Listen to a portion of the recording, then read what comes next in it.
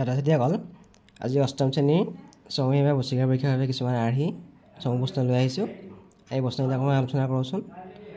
প্ৰথম প্ৰশ্নটো সুধিছে, দুটা পৰিমেয় সংখ্যাৰ মাজত কিমানটা পৰিমেয় সংখ্যা থাকে? এটা, দুটা, 10টা, অসংখ্য। দুটা পৰিমেয় সংখ্যাৰ মাজত অসংখ্য সংখ্যক পৰিমেয় সংখ্যা থাকে। 2 নম্বৰটো ইয়াৰ শুদ্ধ উত্তৰ। 2 নম্বৰ প্ৰশ্ন, তলৰ কোনটো মান x + 5 = 7 - x সমীকৰণৰ এটা সমাধান হ'ব? ইয়াত ABCD অপশ্যন দিয়া আছে। সমীকৰণটো x + 5 = 7 - x। আমাৰ A নম্বৰ অপশ্যনত দিছিলে 1 আছিলে, গতিকে আমি x = 1 সমীকৰণটোৰ বাওঁপক্ষ আৰু সোঁপক্ষ দুটাতে আমি বহালে আমি পাম বাওঁপক্ষ আছিলে x + 5। আমি যদি 1 বহাই দিওঁ 1 + 5 = 6। আকৌ যদি সোঁপক্ষটো আছে 7 - x, ইয়াত যদি আমি বহাই দিওঁ 7 - 1 = 6। তাৰমানে বাওঁপক্ষ আৰু সোঁপক্ষ সমান পালোঁ, গতিকে x = 1 সমীকৰণটোৰ এটা সমাধান। গতিকে ইয়াৰ A নম্বৰটো ইয়াৰ শুদ্ধ উত্তৰ। 3 নম্বৰ প্ৰশ্ন, y এটা অযুগ্ম সংখ্যা, y ঠিক আগৰ অযুগ্ম সংখ্যাটো হ'ব। অপশ্যন দিয়া আছে ABCD। y ঠিক আগৰ অযুগ্ম সংখ্যাটো হ'ব y - 2। C নম্বৰটো ইয়াৰ শুদ্ধ উত্তৰ হ'ব। দশভুজৰ কৰ্ণ সংখ্যা হ'ল, অপশ্যন দিয়া আছে A2 21, B 35, C 27, D 40। বহুভুজৰ কৰ্ণ সংখ্যা উলিওৱা সূত্ৰটো হৈছে n × n - 3/2। যিহেতু আমাক দশভুজ বুলি কৈছে, দশভুজৰ বাহুৰ সংখ্যা 10, গতিকে n ৰ মানটো আমি 10 বহাব লাগিব। গতিকে দশভুজৰ কৰ্ণ সংখ্যা হ'ব 10 × 10 - 3/2। 10ৰ পৰা 3 মাইনাছ কৰিলে 7 থাকিব। আমি যদি কাটো 2 × 5 × 10, 5 × 7 × 35। গতিকে দশভুজৰ কৰ্ণ সংখ্যা হ'ব 35ডাল। গতিকে শুদ্ধ উত্তৰটো হ'ব অপশ্যন B, দশভুজৰ কৰ্ণ সংখ্যা 35ডাল। তলৰ কোনটো ক্ৰম শুদ্ধ? সামান্তৰিকৰ আটাইবোৰ কোণ সমান, ৰম্বাছৰ আটাইবোৰ বাহু সমান, সামান্তৰিকৰ সন্নিহিত কোণবোৰ সম্পূৰক। আমি যদি 3 নম্বৰটো চাওঁ, সামান্তৰিকৰ সন্নিহিত কোণবোৰ সম্পূৰক, এইটো সামান্তৰিকৰ ধৰ্মৰ মতে এইটো শুদ্ধ। ৰম্বাছৰ আটাইবোৰ বাহু সমান, ৰম্বাছৰ আটাইবোৰ বাহু সমান, এইটোও শুদ্ধ। সামান্তৰিকৰ আটাইবোৰ কোণ সমান, এইটো অশুদ্ধ, কাৰণ সামান্তৰিকৰ বিপৰীত কোণবোৰহে সমান। আমি দেখিলোঁ 2 আৰু 3টো সত্য। ইয়াত আমি চাওঁ যদি ABCD চাওঁ, 2 আৰু 3টো ইয়াত সত্য হ'ব। গতিকে C নম্বৰটো ইয়াৰ শুদ্ধ উত্তৰ। তলৰ কোণটো অশুদ্ধ? অৱতল বহুভুজৰ আটাইবোৰ কোণ 180 ডিগ্ৰীতকৈ সৰু, বৰ্গৰ কৰ্ণবোৰৰ দৈৰ্ঘ্য সমান, আয়তৰ প্ৰতিটো কোণ সমকোণ, সামান্তৰিকৰ আটাইবোৰ কোণ সমান হ'লে সামান্তৰিকটো এটা আয়ত হ'ব। আমি যদি 2 নম্বৰটো চাওঁ, সামান্তৰিকৰ আটাইবোৰ কোণ সমান হ'লে সামান্তৰিকটো এটা আয়ত হ'ব, এইটো শুদ্ধ। আয়তৰ প্ৰতিটো কোণ সমকোণ, এইটো শুদ্ধ, আয়তৰ প্ৰতিটো কোণ সমকোণ। বৰ্গৰ কৰ্ণবোৰৰ দৈৰ্ঘ্য সমান, এইটো শুদ্ধ, বৰ্গৰ কৰ্ণবোৰৰ দৈৰ্ঘ্য সমান। অৱতল বহুভুজৰ আটাইবোৰ কোণ 180 ডিগ্ৰীতকৈ সৰু, এইটো হ'ল অশুদ্ধ। অৱতল বহুভুজৰ এটা কোণ 180 ডিগ্ৰীতকৈ ডাঙৰ, গতিকে ইয়াত অশুদ্ধটো হ'ল এইটো।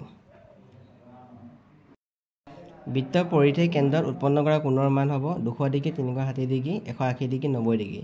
বৃত্তৰ পৰিধেয় কেন্দ্ৰত 360 ডিগ্ৰী কোণ উৎপন্ন কৰে। B নম্বৰটো ইয়াৰ শুদ্ধ উত্তৰ। এটা মুদ্ৰাত এটা মুণ্ড আৰু এটা পুচ্ছ থাকে, হেড আৰু টেইল।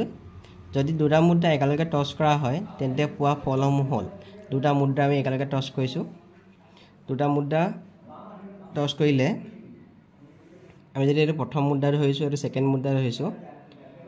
প্ৰথমতে আমি ধৰিছোঁ প্ৰথম মুদ্ৰাটোত হেড ওলালে, পিছৰটোতো হেড ওলালে, দুইটাতে হেড ওলালে। তাৰপিছত প্ৰথমটোত হেড ওলালে, পিছৰটোত টেইল ওলালে, গতিকে হেড আৰু টেইল হ'ব পাৰে। প্ৰথমটোত টেইল ওলালে, পিছৰটোত 2 নম্বৰটোত হেড ওলালে, গতিকে টেইল আৰু হেড হ'ব পাৰে। দুইটাতে টেইল ওলালে, গতিকে এইটো হ'ব পাৰে, দুইটাতে টেইল ওলাব পাৰে। গতিকে আমাৰ ফলকেইটা হ'ব 4টা হ'ব, head head, head tail, tail head আৰু টেইল, দুইটা টেইল হ'ব পাৰে।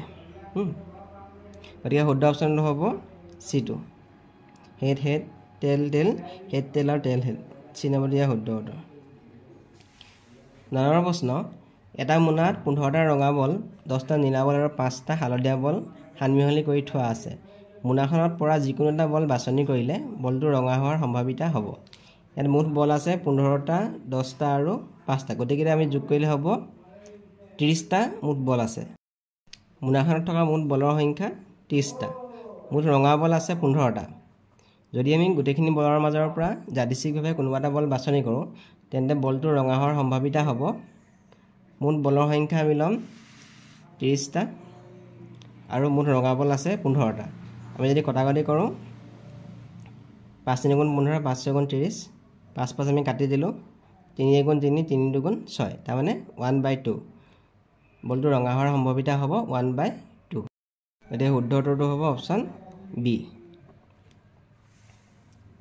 15129 বৰ্গমূল হ'ব ইয়াৰ অপশ্যন দিয়া আছে এ বি চি ডি আমি এইটো হৰণ পদ্ধতিৰে বৰ্গমূল নিৰ্ণয় কৰিবলৈ চাম আমি সোঁফালৰ পৰা দুটা সংখ্যাৰ ওপৰত আমি মাত্ৰা দি আহিম একটো থাকিলে এতিয়া আমি প্ৰথম একটো কৰিলে এবাৰ দিম 1 গুণ 1 আমাৰ নামি আহিলে 51 এতিয়া এই ভাগফলটোৰ দুগুণ কৰিব লাগিব 1ৰ দুগুণ কৰিলে হ'ব 2 ইয়াত আমি যেটো সংখ্যা বহাম ইয়াত আমি একেটা সংখ্যা বহাব লাগিব ইয়াত আমি 2 বহালো ইয়াত 2 বহালো আমি যদি 22 ৰ লগত 2 পূৰণ কৰোঁ 2 2 গুণ 4 44 হ'ব এতিয়া ইয়াত হ'ব 44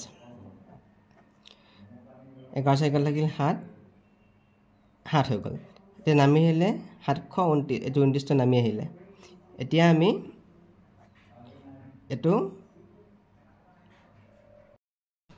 এতিয়া ভাগফলৰ দুগুণ হ'ব ইয়াত আছে ভাগফল 12 ৰ দুগুণ হৈ গ'ল 24 ইয়াত আমি যেটো সংখ্যা বহাব লাগিব ইয়াত আমি একেটা সংখ্যা বহাব লাগিব ইয়াত যদি আমি 3 বহাওঁ ইয়াত যদি আমি 3 বহাব লাগিব 243 আৰু 3 পূৰণ কৰি চাওঁ 3 গুণ 9 3 12 1 3 গুণ 6 7 মানে 729 এতিয়া আমি ভাগ একটো 0 পালোগে তাৰ মানে 15129 ৰ বৰ্গমূল হ'ব 123